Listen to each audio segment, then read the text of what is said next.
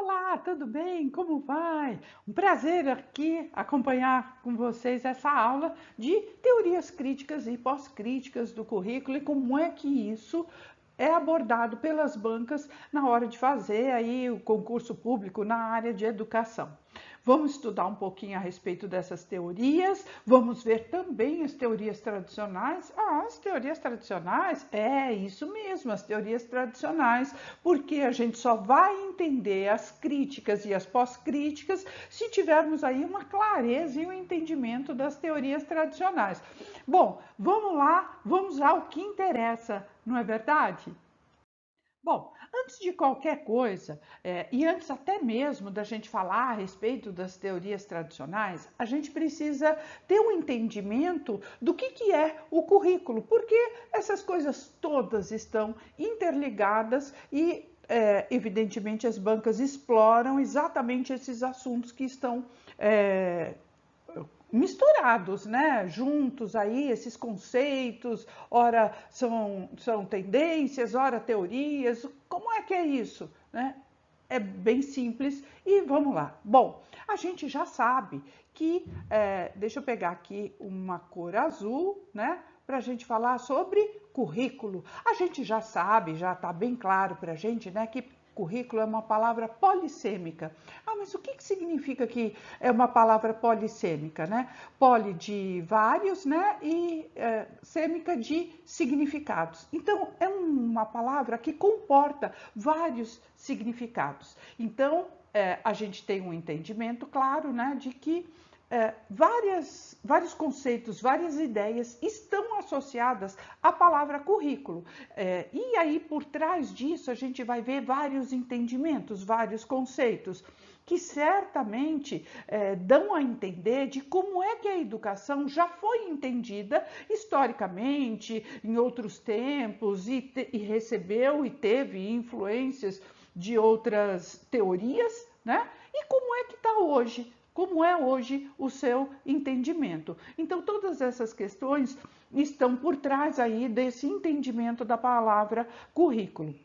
Bem, essa variedade, né, de significados, de entendimentos, eles vão refletir também os compromissos teóricos com a educação, que estiver significando naquela ideia, naquele momento, porque afinal de contas, o currículo também ele é datado, ele é historicamente marcado, ele é economicamente marcado, socialmente marcado. Bom, então a gente pode dizer com toda a segurança que essas discussões curriculares, elas envolvem os assuntos relativos aos conhecimentos escolares, né? Aos procedimentos pedagógicos, às relações sociais, valores, que estão aonde? Na escola.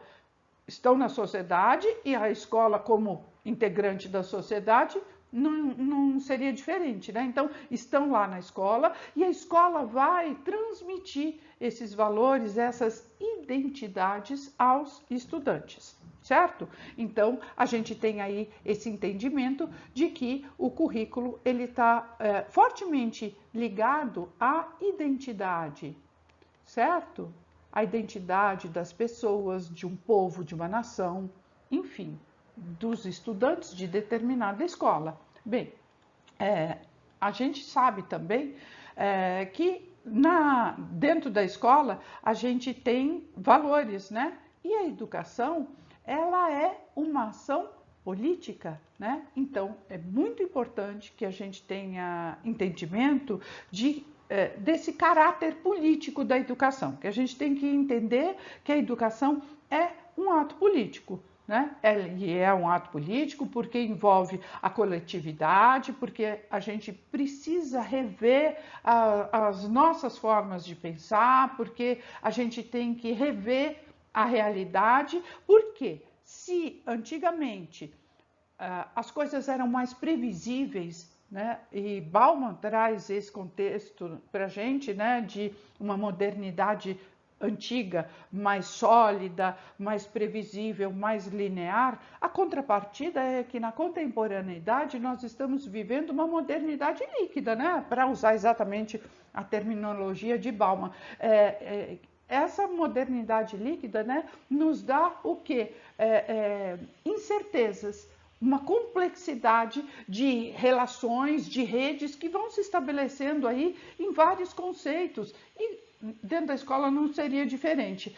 Então, esse novo modo da gente pensar, da gente enxergar o mundo, a vida, vai nos levar a outros posicionamentos, a outros lugares, inclusive e especialmente sobre as questões curriculares. Afinal de contas, né, o currículo é a escola viva.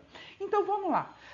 Se a palavra currículo comporta aí vários significados, ela comporta também quais entendimentos? O entendimento que eu tenho, né, de currículo como um caminho.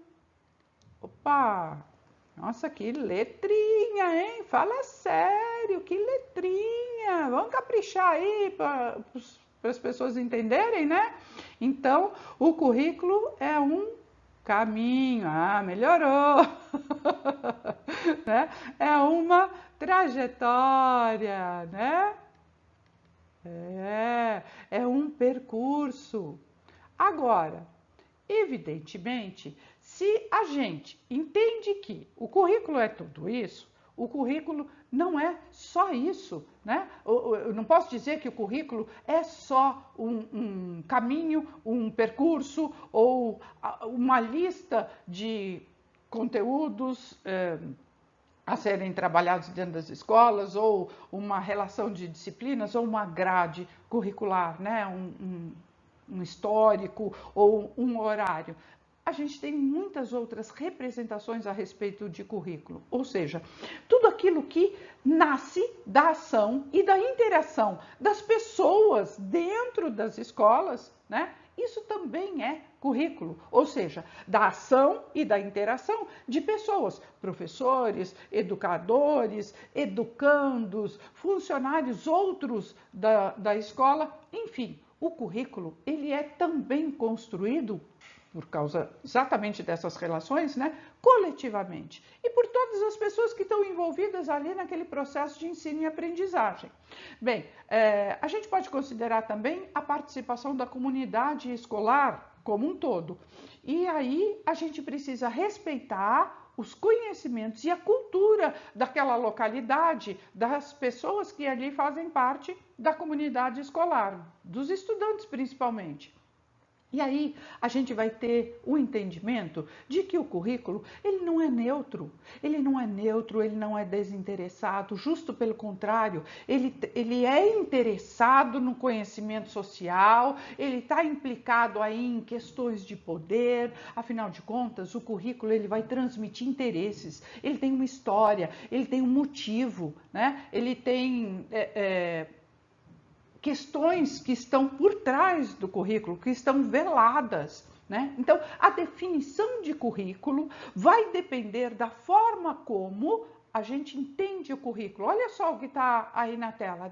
A definição de currículo depende da forma como ele é definido, como ele foi pensado, como ele foi arquitetado, sonhado, desejado, exatamente pela teoria que vai dar suporte a isso, a esse pensamento, a esse currículo. Então, quando a gente fala de currículo, a gente fala sim das teorias pedagógicas, das teorias educacionais. E não é à toa que a gente vai esbarrar lá nas tendências. E já tem aula aí no canal a respeito das tendências, as progressistas, as liberais, enfim. Não é à toa que a gente, quando fala de currículo, a gente está também falando das tendências, a gente está falando das teorias do currículo. Enfim, uma coisa vai dar sustentação à outra, tá? Então, a gente tem aí o quê? As teorias tradicionais. Bom, o que a gente tem para falar a respeito das teorias tradicionais? Que elas são de um tempo passado, né? Mas elas estão também na atualidade. Também há muitas escolas e muitas práticas docentes pautadas na teoria tradicional. Portanto, ela está também presente. Ela não é uma teoria que aconteceu no passado e ficou lá no passado. Não, ela vem de um passado, né? Porque ela tem a sua base aí na educação jesuítica até né? Por quê? Ela está pautada na memorização. Tá? Ela está pautada na memorização. Agora, por que ela está pautada na memorização? Porque ela pensa um currículo técnico. Tá? Ela entende que o currículo é algo técnico, algo que está inspirado e pautado na produção. Que produção, professora? Produção econômica. Está ligado ao capitalismo. É uma teoria, né? A tradicional é uma teoria que vai conceber aí o currículo como um percurso, como um caminho, como uma receita. Ela está muito mais preocupada com a questão fabril, com a questão da administração científica, com a produção industrial. Então, a teoria tradicional, ela está preocupada aí com essas questões de produção econômica, de eficiência, de eficácia. Portanto, a memorização é muito importante, ter este parâmetro científico é extremamente relevante e ter este pensamento de que a educação é desinteressada, que a ciência é desinteressada. Isso é o que diz a teoria tradicional. Agora, por que ela fala que a matemática é uma ciência desinteressada, que português, por exemplo, a língua portuguesa é uma disciplina desinteressada, desprovida de interesses? Porque ela tem outros interesses que estão por trás dessa ideia toda. Bom, as teorias tradicionais, elas não caíram do céu aqui no Brasil, né? Afinal de contas, elas são aí um resultado histórico, né? Que a gente vai buscar as origens lá na educação jesuítica, ainda no Brasil colônia, mas se a gente pensar aqui em tempos, né, mais próximos dos atuais, disso que a gente está vivendo, aonde é que a gente vai localizar com precisão as teorias tradicionais? A gente vai localizar no início do século XX, no 1900, 1920, 1918, para ser bem cirúrgico, 1918, John Bobbitt, lá nos Estados Unidos, ele escreve um livro a respeito do currículo. E ele escreve esse livro a respeito do currículo por quê? Lá, na época, os Estados Unidos estava vivendo um momento de forte industrialização e então eles começam a olhar para as escolas e veem que as escolas não são eficazes, que as escolas não estão atingindo o objetivo esperado pela economia, pelo mercado econômico, e aí então o John Bobbitt vai olhar para a escola segundo a lente da indústria, segundo a lente a lente da lógica fabril. Então, ele escreve esse livro, que se chama The Curriculum, como um processo de racionalização de resultados. Eles queriam ver resultados. E aí, pautado exclusivamente no modelo fabril de currículo, com objetivos, com procedimentos, com métodos, com avaliações para constatarem se aqueles procedimentos e aqueles métodos estavam sendo eficazes. Então, qual que era a visão central ali do currículo? Era saber qual conhecimento deveria ser ensinado, né? O que é que deve ser ensinado? O que é importante ser ensinado? O que é que vale a pena ser ensinado dentro da escola para ter sucesso fora da escola? Então, veja que desde sempre o currículo é uma seleção. Então, eu não posso me esquecer que quando eu falo de currículo, que eu estou identificando, né, que ele é uma questão de identidade, que ele é um caminho, uma trajetória, um percurso, mas ele é também uma seleção. Tá? Ele é fruto de escolhas, ele é fruto de você identificar o que é que você quer para determinado momento, o que é que você quer para qual finalidade, né? Então, a gente tem essas questões do currículo que a gente não pode deixar de considerar quando a gente está aqui falando das teorias, especialmente das tradicionais, que a gente vai identificando aí Quais intenções estão por trás? Quais seleções estão por trás desse currículo das teorias tradicionais, né? Evidentemente, essas escolhas, elas partem de pessoas, né? Agora, essas pessoas estão pensando o quê? Que tipo de ser humano que essa escola pretende formar? Que tipo de pessoa que importa para essas, né? Porque, afinal de contas, o currículo vai mudar as pessoas, ele vai alterar os estudantes, né? Ele vai promover ali suas modificações. E isso vai ter impacto na sociedade. Então, a gente pode afirmar com certeza que o currículo ele é constitutivo da identidade, ele forma a identidade das pessoas, né? Ele vai formar as pessoas no que as pessoas são. Então, é uma questão de identidade, é uma questão de subjetividade. E aí a gente tem essa clareza, né, de que o currículo, portanto, é uma questão de poder. E isso está bem identificado lá no pós-estruturalismo. Não vou ficar aqui agora falando do pós-estruturalismo, porque afinal de contas a gente pode considerar aí que as teorias curriculares, né, as pós-críticas principalmente, elas nasceram ali a partir da década de 70, 80, sempre a partir da fenomenologia, do pós-estruturalismo e dos ideais multiculturais. E aí as teorias críticas e as pós-críticas, né, e isso tudo criou bastante crítica em relação às teorias tradicionais. Então, as críticas e as pós-críticas fazem críticas às tradicionais, mas elas também tratam aí das condições que vão além das questões de classe social, de economia, indo direto ao ponto principal, que são as pessoas, né? A formação das pessoas. Bom, olha, eu aqui já mudando de assunto, né? Mas isso tudo é assunto para outra aula. Vamos voltar aqui no foco, né? Eu me distraindo. Isso aqui é aula de teorias críticas e pós-críticas, e aí a gente tem que esbarrar nas tradicionais, né? Mas isso é assunto para uma outra aula. Vamos voltar aqui para o nosso currículo. Enfim, o currículo, ele pode ser uma ferramenta, e ferramenta para quê? Para a gente conquistar a hegemonia. Assim pensam as teorias tradicionais. Elas pretendem a hegemonia, elas pretendem um consenso, elas pretendem que a sociedade pense de uma determinada forma e haja em consonância com aqueles ideais que eles pressupõem como os que vão atingir os objetivos. Então, a gente pode entender que o currículo é muito mais um campo social, é muito mais um campo de território, né? É uma questão de territorialidade, é uma questão social, é um território, é um campo minado, né? É um espaço, conforme dois autores aí, Tomás da Silva e o Flávio Moreira falam, é um espaço contestado, né? É um território disputado.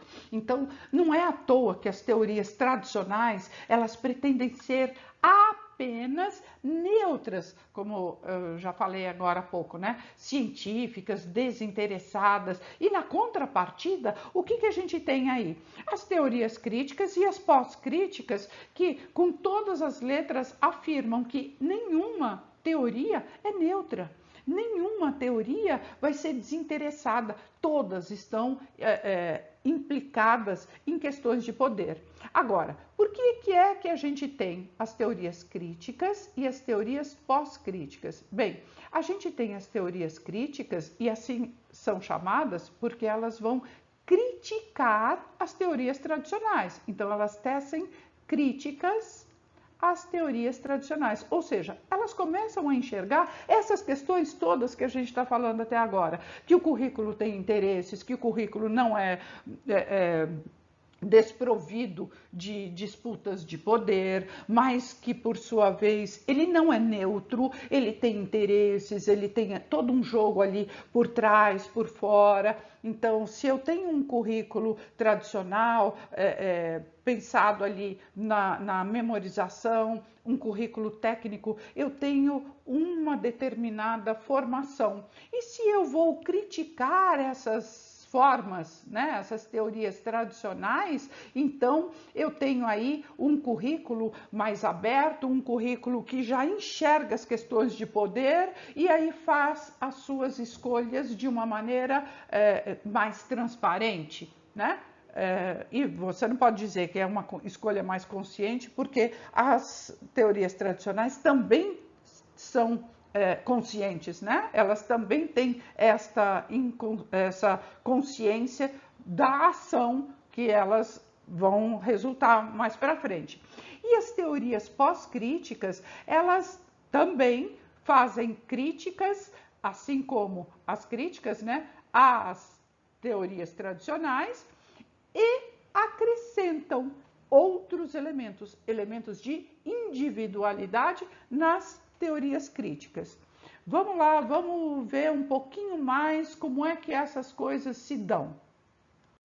Bom, a gente está falando aqui de teorias, né? Tá tudo muito bom, tudo muito bem. E as teorias tradicionais? Como é que a gente pode identificá-las assim com bastante clareza? As teorias tradicionais, elas têm uma intenção muito grande. Qual é a grande intenção das teorias tradicionais? É a manutenção do status quo, ou seja, a manutenção do estado de coisas, do jeito que está, conforme essa lógica do capitalismo. Então, é pela manutenção, manutenção do status quo. Certo? Ela vai pretender aí manter esse estado de coisas. Elas se preocupam, né? Uma grande preocupação das teorias tradicionais é com o como, tá? Ela vai se ocupar de estudar como, ou seja, dos procedimentos, do técnico, né?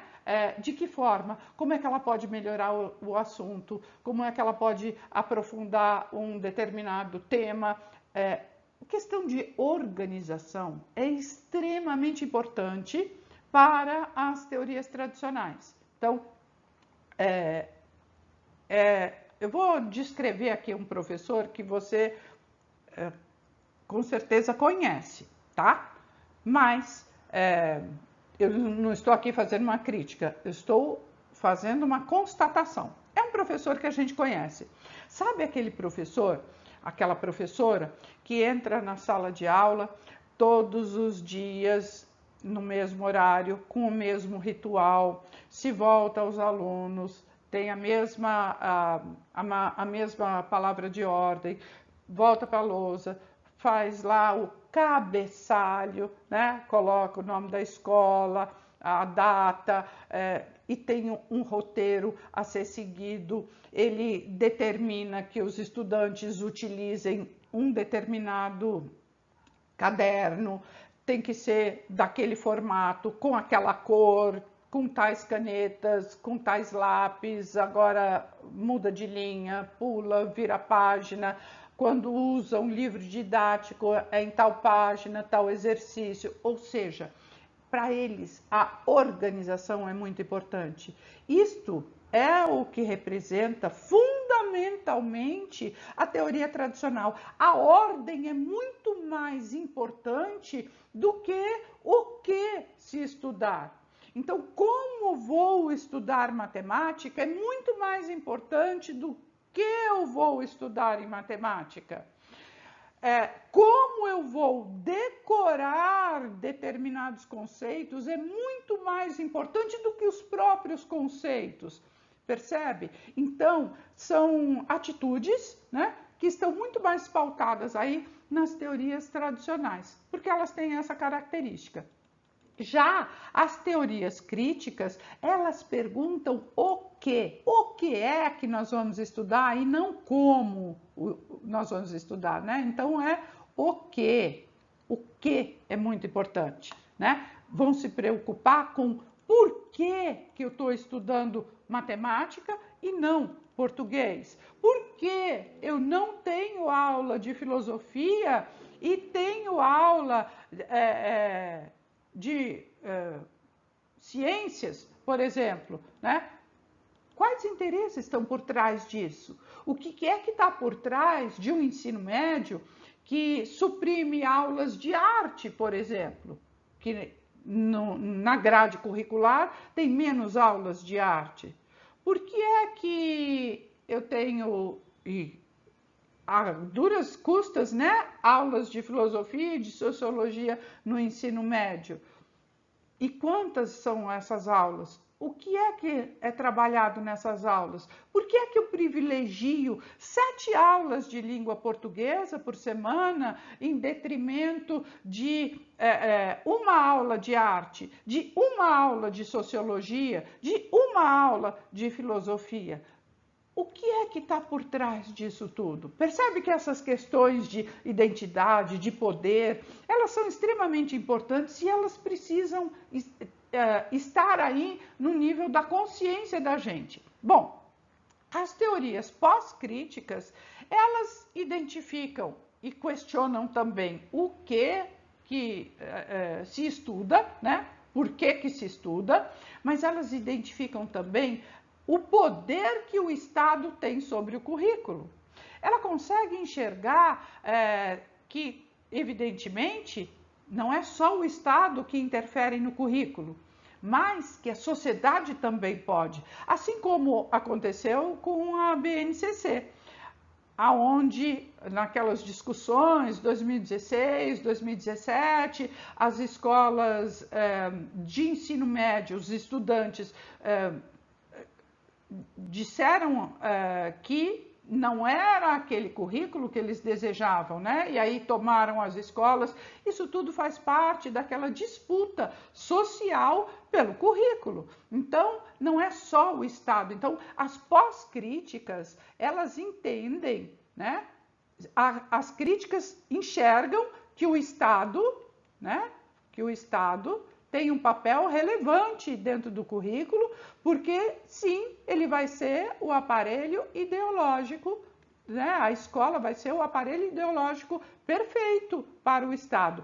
As pós-críticas, elas enxergam isso também, né? Elas também entendem que o Estado vai usar a escola como um aparelho ideológico, mas elas enxergam também a responsabilidade e a atuação da sociedade. Então, as pós-críticas, né, vão entender as questões da individualidade e também as questões da sociedade, que a sociedade pode sim interferir nesses processos todos, né? E ela pode fazer algo e pode mudar esse algo. Bom, a gente estava falando aí um pouquinho lá para trás, né? E lá pela metade do século XX, mais ou menos, um pouquinho depois, né? A década de 60, 1960, foi uma época de grandes transformações, de grandes movimentos sociais que impactaram o mundo inteiro, né? Explodiu aí em vários países ao mesmo tempo. É um movimento que começa a contestar a velha ordem social, ou seja, valores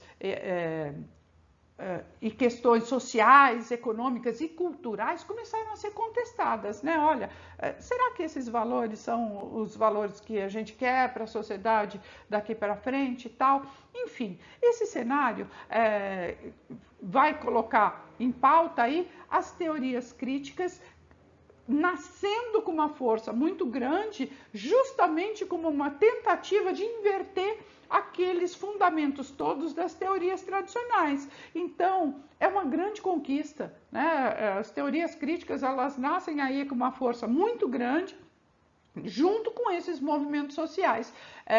E essas questões que a gente tem que lutar, a gente tem que brigar por essas questões, porque são essas coisas que não vão cair do céu. Elas precisam ser conquistadas, né? É resultado de luta, é resultado de disputa. Então, se nós, sociedade, não nos mobilizarmos, do céu é que não vai cair, né? Afinal de contas, do céu cai água e raio, né? Eu não vejo cair outras coisas. Enfim, currículo tradicional, a gente já viu, ele estava servindo a determinados interesses, a determinadas questões, né? questões da sociedade capitalista, que era exatamente para sustentar essa distância que há entre elite e proletariado, e essa intenção, né, precisa desses mecanismos, precisa usar da escola para garantir que as coisas vão continuar como estão. Então, a escola acaba funcionando como um aparelho ideológico do Estado de primeira ordem. Por quê? Ela vai atingir toda a população, porque afinal de contas nós não temos que fazer matrícula obrigatória na escola, então todo mundo vai ter que passar pela escola. Todo mundo passar pela escola, mas não é só passar pela escola. E quem, um sociólogo, né, que afirma isso com toda a propriedade e escreve lindamente, é Althusser. Ele fala que a escola é o perfeito aparelho ideológico do Estado, porque além de abarcar toda a população, ela ainda fica com essa população durante vários anos. Agora pensa aqui comigo, o estudante é obrigado a se matricular na escola a partir dos 4 anos, na educação infantil. Aí, educação básica, educação infantil, ensino fundamental e ensino médio. Ele vai sair da escola com 17, quase 18 anos. 4 horas no mínimo, né? 4 horas de aula por dia, 200 dias letivos, 800 horas de efetivo trabalho escolar por ano. Você faz ou não faz a cabeça das pessoas? Faz ou não faz? Inculca ou não a ideologia na cabeça das pessoas? Forma a identidade das pessoas ou não forma?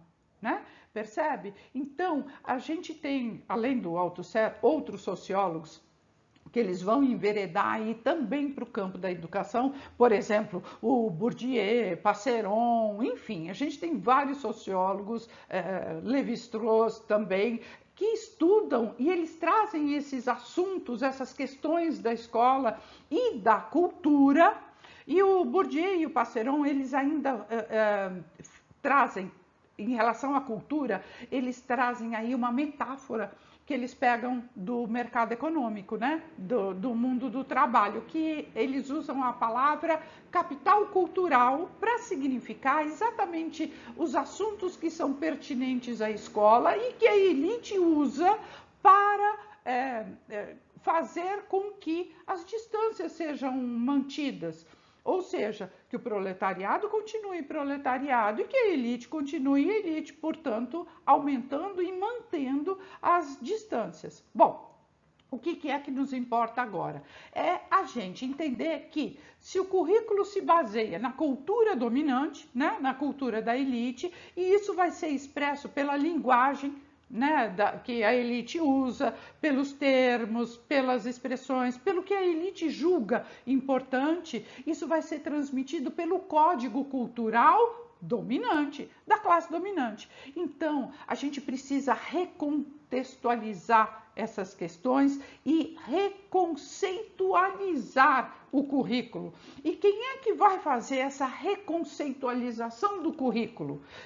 Um dos grandes teóricos que vai falar sobre essa recontextualização do currículo é Michael Apple, americano, que também fala bastante de Paulo Freire. Aliás, ele cita Paulo Freire e daí Paulo Freire começa a ganhar uma projeção internacional muito grande, isso há anos atrás. Mas o Michael Apple, ele trabalha também com Henri Giroux. O Henri Giroux é um canadense, mas que passa a morar nos Estados Unidos, e então eles vão trabalhar juntos. O Michael Apple e o Henri Giroux vão trabalhar bastante essas questões de currículo. E eles começam a enxergar que o currículo tradicional, ele merece algumas críticas. Então, eles passam a tecer críticas em relação aos modelos tradicionais de currículo. Bom, o que a gente pode resumir disso tudo se a gente fosse falar aí numa frase? Bom, simples, que o currículo não é neutro, que ele não é inocente e que ele não é desinteressado, né? Isso mesmo, o currículo é uma seleção, é uma escolha, e essa escolha reflete os interesses das classes e dos grupos dominantes. E nesse sentido, as teorias tradicionais do currículo, né, elas vão contribuir para a manutenção das desigualdades e das injustiças sociais, porque elas ficam reproduzindo exatamente como deseja o mercado econômico, que está pautado aonde? No capitalismo. Então, se é dessa forma, né, se acontece assim com a teoria tradicional, a gente pode ver que tem uma saída. E qual é a saída que é proposta aí por Apple, por Giroud e por Paulo Freire, né? Qual é a saída? É a emancipação, é a libertação, é nós nos darmos conta desta situação toda e cada um fazer a sua parte. Agora, como é que isso acontece lá na escola, no dia a dia? Como é que a gente pode traduzir essas ações todas para o cotidiano? Bom, a gente tem que ter clareza de que o currículo ele não pode ser separado do ensino e da avaliação, né? Então, uma coisa está ligada com a outra. Avaliação e currículo, eles vão andar juntos, não dá para a gente separar, tá? O professor pode até ter um discurso diferente da prática dele. Agora, na hora da avaliação, a coisa se denuncia, né? Não tem como, porque, olha só, um professor que se diga aí um professor progressista, pautado aí em alguma teoria crítica ou pós-crítica, na hora da avaliação, o que ele vai cobrar dos estudantes? Memorização. Ele vai cobrar conceitos, ele vai ser extremamente cartesiano. Então, porque ele não tem uma prática crítica ou uma prática pós-crítica interiorizada. Então, simplesmente, como é que ele faz? Ele vai elaborar ali instrumentos de avaliação que não tem ligação nenhuma com as suas crenças. Então, de qualquer maneira, o que é bem importante agora, todos esses aspectos, né, do ambiente escolar que fazem parte aí do currículo oficial, do currículo explícito e até do currículo oculto, né, que vão contribuir para as aprendizagens que sejam relevantes, né, importantes, que sigam aí para a vida. E falando em currículo oculto, o currículo oculto é o currículo que vai expressar, né, que vai representar todos os aspectos que acontecem ali no ambiente escolar, mas que não fazem parte daquele currículo oficial, daquela relação de disciplinas, dos planos que foram prescritos, né? Mas eles vão representar o quê? Aprendizagens sociais, ou seja, são as atitudes, são os comportamentos, são os valores, são as orientações que aí vão permitir que os alunos aprendam essas questões e essas estruturas e também o funcionamento da ideologia que está por trás ali das pessoas dentro daquela escola. Bom, vamos falar agora, voltar aqui, né, falando explicitamente das teorias tradicionais, das críticas e das pós-críticas, né? Bom, se a gente tem aqui o entendimento, né, de que as teorias tradicionais são aquelas que vão pensar a manutenção da sociedade, né? Então, as teorias tradicionais estão aqui considerando a manutenção da sociedade, de classes, né? Da sociedade de classes, porque ela quer exatamente que a elite continue elite, que o proletariado continue proletariado, porque afinal de contas é assim que ela se mantém, né? Que as coisas vão se manter da mesma forma sempre. Bom, a gente tem esse entendimento bem claro. Agora, as teorias críticas, elas vão denunciar essas questões, que essa manutenção, né, do status quo, ela vai acontecer, as críticas vão falar, né, que ela vai acontecer por dois caminhos. Ou é pelo caminho da força, ou é pelo caminho da ideologia, né? Porque eu vou impor a minha ideia, né? Eu vou impor o meu pensamento, ou eu vou impor pela força. E pela força, como é que a gente impõe as coisas? É pelo poder do exército, pelo poder da polícia, pelo poder da força bruta, né? Agora, quando a gente fala de ideologia, a gente está falando do Estado transmitir essas ideias todas.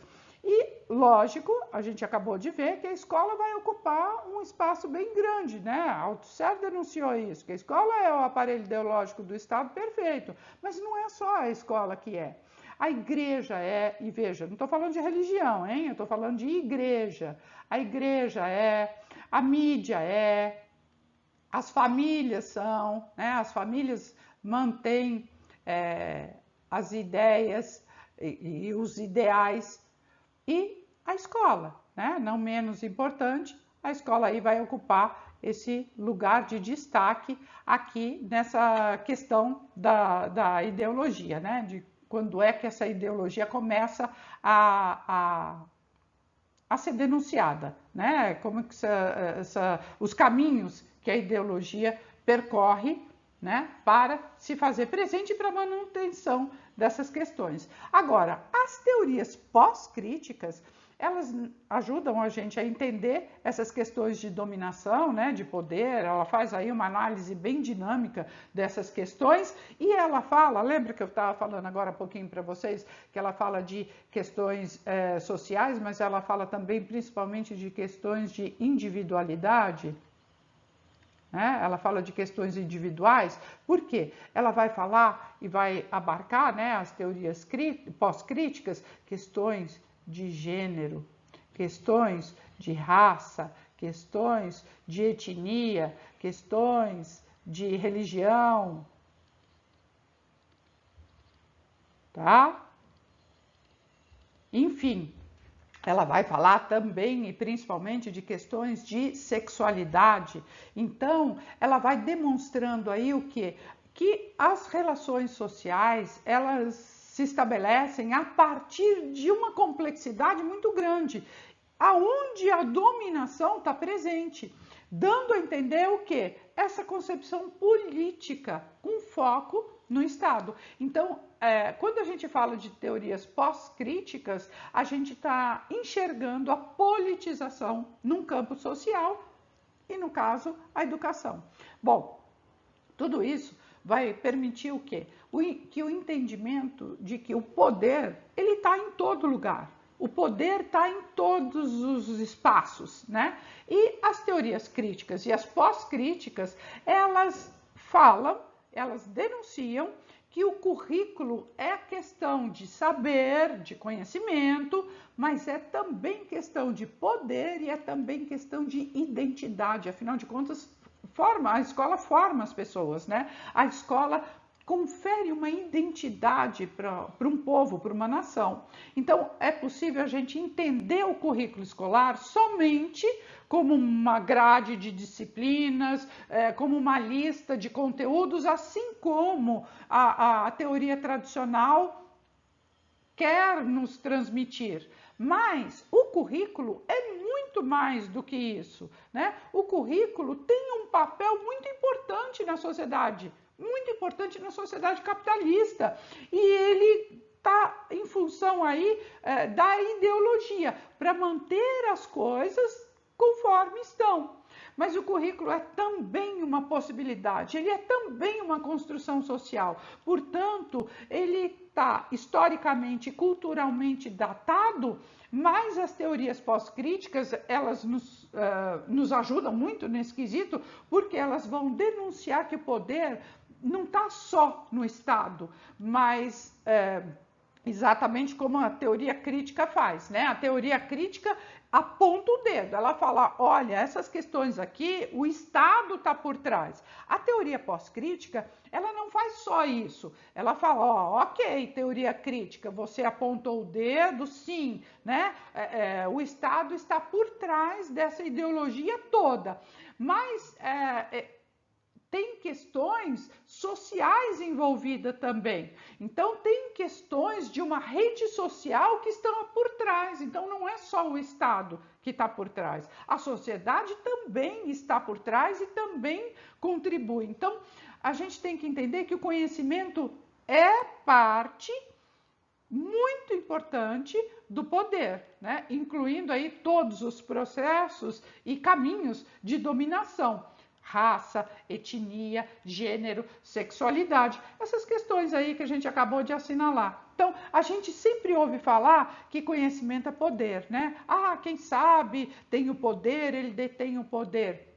E quem é que tem o conhecimento, tem poder? Mas como é que acontece isso? Como isso se dá, né? Como o conhecimento é tudo isso, né? O conhecimento tem por si só esse poder todo? Não, claro que não, né? Não é o conhecimento que põe em xeque o poder, porque na verdade o conhecimento é parte inerente do poder, né? Ele é parte constitutiva desse poder. O poder só é poder porque usa do conhecimento. Agora, são os usos que a gente faz desse conhecimento.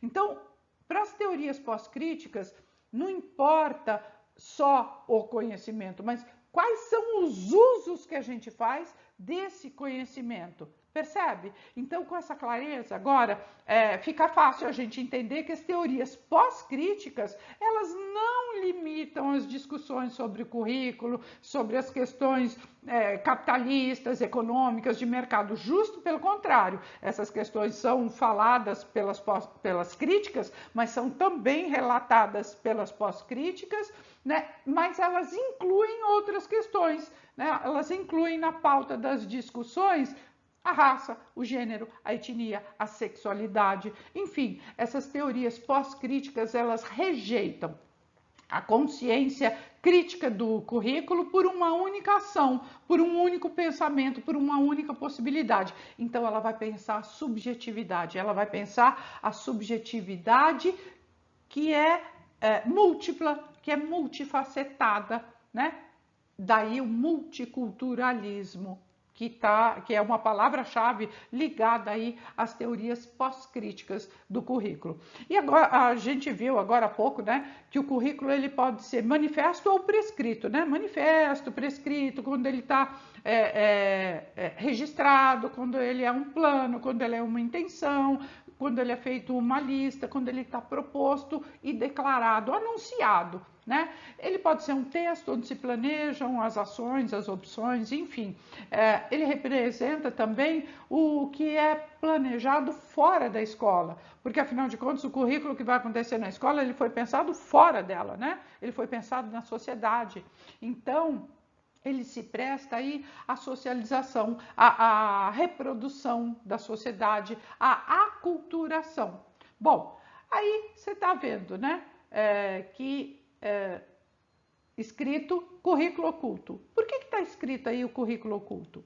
Porque o currículo oculto, ele sofre interferências. Ele existe, ele está ali na dinâmica escolar, né? Mas ele sofre interferências também. Ele é o resultado de interações de diversos recursos, pensamentos. Ele é resultado de livro didático, de políticas educacionais, da estrutura da escola, enfim, das pessoas que estão envolvidas ali no processo de ensino e aprendizagem, mas ele sofre influência também da economia. Ele sofre pressão social, pressão econômica, pressão política. É uma questão de valores. Trata-se, portanto, né, da valorização de atitudes.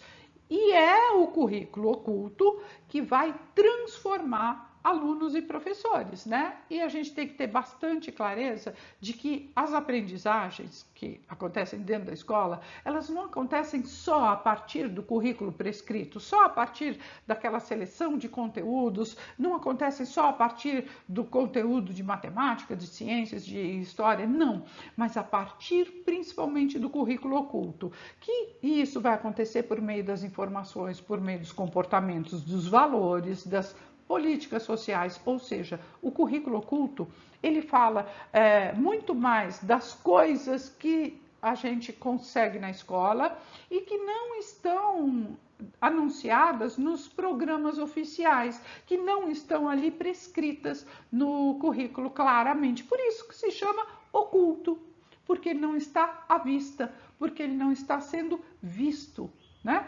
Mas ele é vivo. Ele representa aí competências, representações, os papéis, as crenças, os valores, os comportamentos, né? Naquilo que eu acredito. Então, esse entendimento todo de currículo oculto vai ampliar os nossos saberes, né? Enquanto escola, enquanto instituição. Afinal de contas, o currículo oculto ele está presente na seleção dos conteúdos todos, né? Se eu escolhi 7 aulas de língua portuguesa por semana, eu não escolhi 7 aulas de sociologia por semana, tá? Se eu escolhi colocar educação física como última aula no horário, eu não escolhi que a educação física fosse a primeira aula. Portanto, uma aula, você chegar na escola e ter uma aula mais divertida, mais dinâmica, percebe? Então, essa questão de carga horária, de horário, isso tudo está implicado nessas questões do currículo oculto, né? E que vão interferir no currículo prescrito. Então, a gente precisa enxergar o currículo oculto. E como é que a gente enxerga o currículo oculto? As consequências do currículo oculto. A gente enxerga as consequências do currículo oculto, como, por exemplo, nas sucessivas repetências, né? As retenções sucessivas, no abandono da escola, no insucesso da escola. Ou seja, o currículo oculto ele tem uma relação muito direta, muito mais com as dificuldades dos estudantes do que com o sucesso dos estudantes. E o professor, ele é um agente ativo, né, nesse processo todo de ensino e aprendizagem. Ele tem um processo, um lugar determinante nesse processo de escolarização.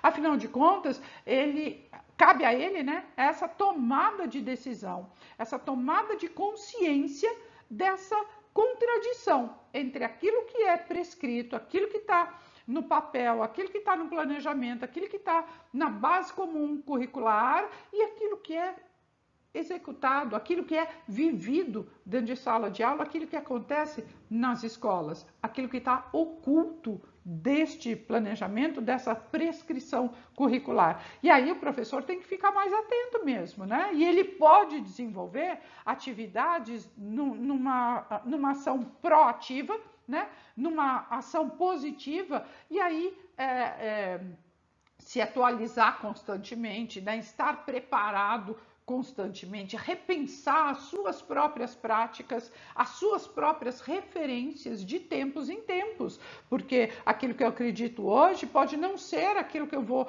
acreditar no futuro, mas eu preciso fazer essa revisita. Eu tenho que olhar para a minha própria formação e enxergar como é que essas coisas acontecem em sala de aula. E por que a gente propõe aí essa reflexão toda? Porque a reflexão é das próprias práticas que vão proporcionar o quê? Mais liberdade em relação a tudo aquilo que nos é imposto, tudo aquilo que nos é condicionados, somos, né? Para o qual nós somos condicionados. Ou seja, o currículo oculto, quando ele é desvelado, quando ele deixa de ser oculto, ele perde a força. E a gente enxerga a verdade. A gente enxerga o que ele de fato é, o que de fato ele representa, e aí ele se torna ineficaz. Então, o currículo oculto, ele vai perder a força, ele perde força quando ele é visto, quando ele é denunciado. Quando visto, quando denunciado, porque aí ele deixa de ter essa força toda, esse poder todo cai por terra. Bom, vamos resolver a questão, né? Que afinal de contas estamos aqui para isso também, né? Então vamos lá. Questão de número 1.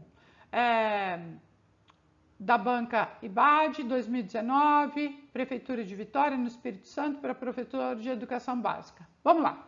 Ó, na década de 1960, foi de grandes transformações em diversos âmbitos, em nível mundial. Beleza. Não poderia ser diferente com a educação. Importantes movimentos sociais, culturais, tiveram aí sua gênese, né? Sua origem. Não por coincidência, foi também nessa década que surgiram estudos que criticavam o pensamento e a estrutura educacional tradicionais. Os modelos tradicionais de currículo restringiam-se às atividades técnicas de como fazer o currículo. Ó, como fazer o currículo, estavam criticando, né? Ó, as teorias críticas sobre o currículo, em contraste, começam por colocar em questão principalmente os pressupostos dos presentes arranjos sociais e educacionais. Bem, quem falou isso foi Tomás Tadeu da Silva, um desses autores todos que a gente viu agora há pouco, que fala muito bem a respeito de currículo. Bom, para as teorias críticas, tá? Então a gente tem que enxergar aqui as teorias críticas, né? O importante não é desenvolver técnicas de como fazer o currículo. Perfeito, porque como fazer o currículo é das teorias que a gente já viu, né? As tradicionais, né? Mas desenvolver conceitos que nos permitam compreender. Compreender o quê, né?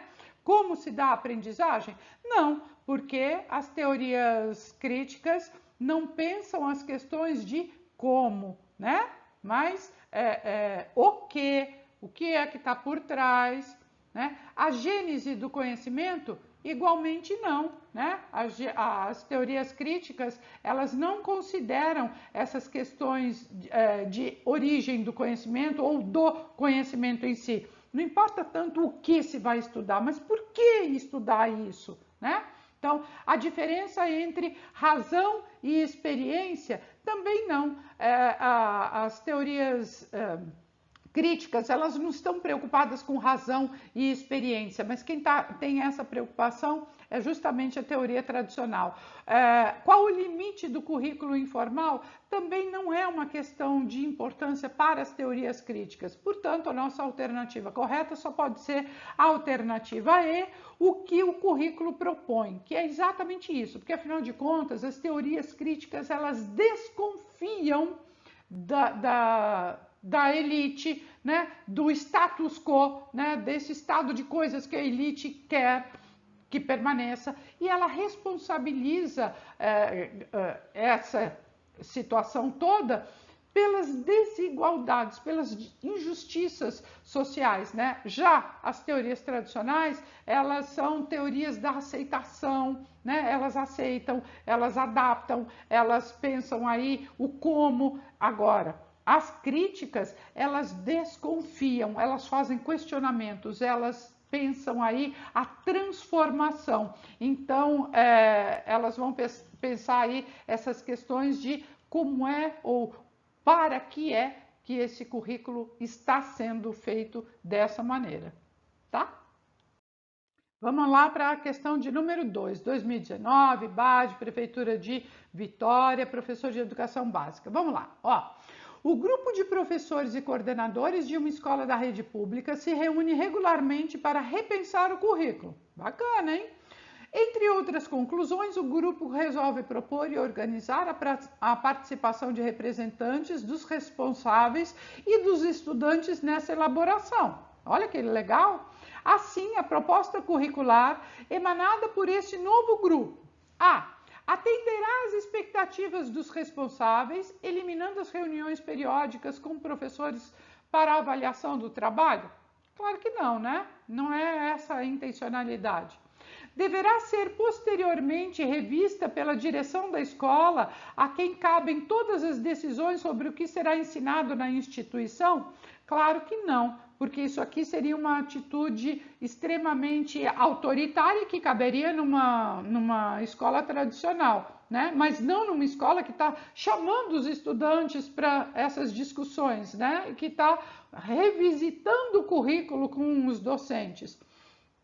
C. Estabelecerá a relação fundamental entre o currículo e o contexto social, histórico e cultural no qual a escola está inserida. Perfeito, é a nossa alternativa, porque são essas intenções a hora que o grupo de professores e coordenadores pensa repensar o currículo, né? Mas vamos ver as outras questões, as outras assertivas, né? D. Atenderá às expectativas dos estudantes que terão as aulas que sempre desejaram a partir de suas escolhas? Não, porque não é assim que a coisa funciona, né? Não é simplesmente deixar as coisas acontecerem ao bel prazer dos estudantes. Atenderá às expectativas dos professores, já que os convidarem, ao convidarem os responsáveis e os estudantes, terão maior respaldo para suas decisões? Não, a gente não está chamando a coletividade para discussão para ter respaldo de ninguém, né? Afinal de contas, essas questões de ordem pedagógica são inerentes aos profissionais da educação. Vamos lá, nossa terceira questão, banca Omni, da Prefeitura de São João Batista, Santa Catarina, professor de Educação Física. Vamos lá, ó.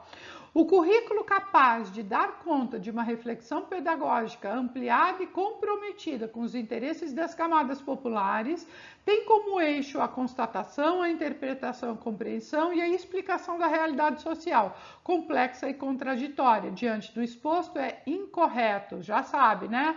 Tem que escrever errada, porque senão a gente vai e bimba, assinala a alternativa certa. Então vamos lá.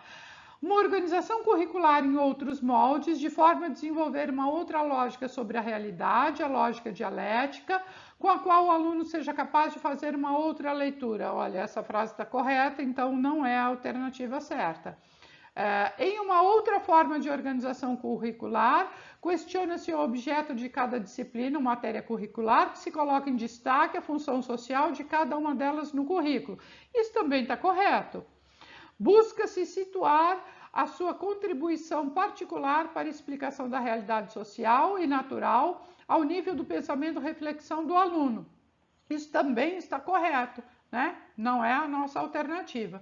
Isso porque o conhecimento matemático, geográfico, artístico, histórico, biológico ou corporal expressa particularmente uma determinada dimensão na sua totalidade e não na sua realidade. É a nossa alternativa incorreta, é a letra D. Olha só, gente, por que ela está incorreta? Exatamente porque trocou a última palavra, né? Porque se a frase tivesse né, artístico, histórico, linguístico, biológico ou corporal, expressa uma determinada dimensão da realidade e não a sua totalidade, né? Porque está pensando ali o currículo real, mas não a totalidade, aí sim estaria certo. Mas quando ele coloca a totalidade e não a sua realidade, ele está desconsiderando tudo o dito anteriormente. Portanto, nossa alternativa correta, exatamente como você pensou, é a alternativa D. Vamos lá, exercício número 4, né? Alternativa e concurso, Prefeitura de Esperança do Sul, lá em Rio Grande do Sul. Professor de Ciências. Ó, a obra Documento de Identidade, uma introdução às teorias do currículo, Tomás Tadeu da Silva, tem como perspectiva a construção de uma análise acerca das teorias do currículo, abordando diferentes aspectos que envolvem os conceitos tradicionais, críticos e pós-críticos. Beleza. Segundo Tomás Tadeu, são características das teorias pós-críticas, tá? Pós-críticas do currículo. 1. Identidade? Sim. Alteridade e diferença? Sim. Lembra que eu falei? Pensa as questões da individualidade, da sociedade, da subjetividade? Perfeito. Significação e discurso? Sim. Ela quer saber das questões que estão por trás. Que discursos, né? Que saber e poder? Perfeito. Essas relações de saber e de poder. Representação? Ótimo, isso mesmo. De cultura? Sim. De gênero? Sim. De raça? De etnia? De sexualidade? Sim. de multiculturalismo, perfeito. Tudo isso tem a ver com as pós-críticas. Então, a gente tem que procurar uma em que todas estão corretas, alternativa E. Essa também estava fácil, hein? Tenho certeza que você acertou antes de eu terminar de ler. Questão 5, 2021, SEV-URCA, Prefeitura de Crato para pedagogo. Ó, segundo Silva a gente já sabe, né? Tomás Tadeu da Silva. Fenômeno chamado multiculturalismo. Bom, a gente já sabe que multiculturalismo é pós-crítica, lembra? Palavras-chave, né? Isso nos ajuda a memorizar na hora da prova. Então, multiculturalismo tem sua origem nos países denominados do norte, grupos culturais dominados no interior daqueles países para terem suas formas culturais reconhecidas e representadas na cultura nacional. Nessa perspectiva, Tomás Tadeu da Silva afirma que identidade, alteridade, diferença, subjetividade, significação e discurso, representação, cultura, gênero, raça e etnia e sexualidade e multiculturalismo são características da teoria. A gente já acertou, né? Acabamos de ver na questão anterior, vê como é que essas questões vão aparecendo nos concursos e de diferentes bancas, como elas exploram. Ó, tradicionais? Não. As teorias tradicionais não pensam essas questões. As conservadoras, menos ainda. As críticas, elas até pensam algumas dessas questões, mas não todas. As teorias pós-críticas, bingo, perfeito, essas mesmas. E as tecnicistas, não, né? Tecnicista quer saber só de memorização. Então, questão também facinho da gente responder, né? Agora, então... Aí, nossa última questão, questão 6, 2021, SEV-URCA, Prefeitura de Crato, para professor de História. Vamos lá. Documentos de identidade, uma introdução às teorias do currículo. Tomás Tadeu da Silva afirma que a partir das teorizações críticas de base marxista, a questão da desigualdade, tomada como um fenômeno vinculado à injustiça, se estabeleceu nesse campo de discussão. Beleza. A preocupação em compreender, na perspectiva de transformar os contextos através dos quais a escola atuava de forma discriminatória em relação às classes trabalhadoras, mobilizou a produção de autores das denominadas teorias críticas como Bourdieu, Passeron, Michael Apple, Paulo Freire, por exemplo, e de correntes de pensamento da nova sociologia da educação.